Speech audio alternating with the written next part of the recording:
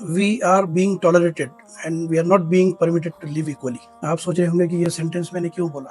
آج جو 2 دن پہلے کولہاپور کے وشال گڑھ میں جو حادثہ ہوا، جو آتنکی حملہ ہوا، ایک مسجد کی بے حرمتی کی گئی، اور یہ بہت افسوس کی بات ہے کہ اس کو ایسے بڑے ناموں سے جوڑا جا رہا ہے جو بہت ہی زیادہ مہاراشٹر کے لیے چنتا کی بات ہے. میں اس ویڈیو کے مادھیم سے سبھی ہمارے ہندو بھائیوں کو ایک میسج دینا چاہتا ہوں کہ وہ جو لوگ تھے جنہوں نے مسجد کی بے حرمتی کی، آپ یہ بتائیے کہ وہ لوگ شیو بھکت نہیں تھے، وہ لوگ آتنکی تھے. کیونکہ پچھلے کئی سو برسوں کے اتہاس میں شیواجی مہاراج کے ونش میں سے کسی نے بھی ایسا کوئی کاریہ نہیں کیا ہے جس کو مسلمان یہ بول سکے کہ مہاراج نے ہمارے خلاف کچھ کیا. تو یہ بہت ہی چنتا کا وشے ہے.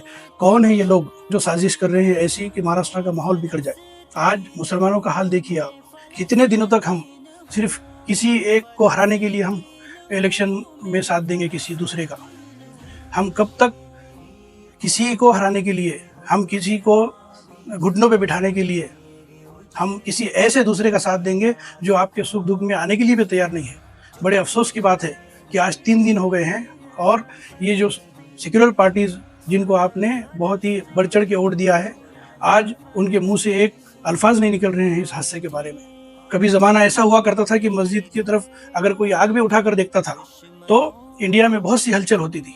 آج آپ حالت دیکھیے، جو لوگ پچھلے دنوں میں بڑھ چڑھ کے قوم کی باتیں کیا کرتے تھے، آج وہی لوگ معاملے کو رفع دفع کرنے میں لگے ہوئے ہیں. بڑی افسوس کی بات ہے.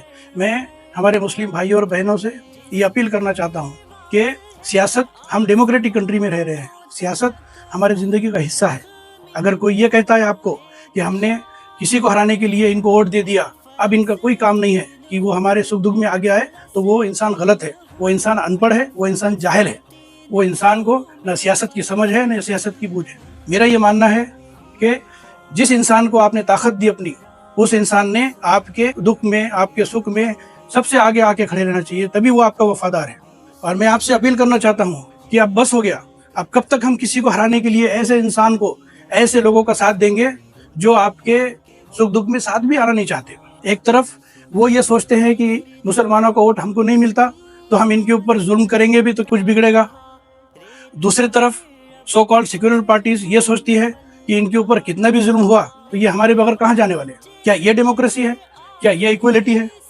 کیا اس کو ہم برابری کی شہریت کہیں گے؟ نہیں. میری آپ لوگوں سے گزارش ہے کہ کسی مجموعے کا انتظار نہ کریں، اپنے اپنے طور پر اس واقعے کی نندا کریں، اس واقعے کا نشید کریں، اور اپنے رائٹس کا استعمال کر کے کلیکٹر آفس میں ای میل کے ذریعے، لیٹر کے ذریعے اپنا درد، اپنا دکھ کلیکٹر تک پہنچائیے، اور تاکہ ان کو یہ پتہ چلے کہ ہم کو یہ دکھ ہوا ہے مسجد کا حال دیکھ کر، اور جو بھی آتنکی حملہ کرنے والے لوگ ہیں ان کے اوپر سخت سے سخت کارروائی کی جائے. بہت بہت شکریہ.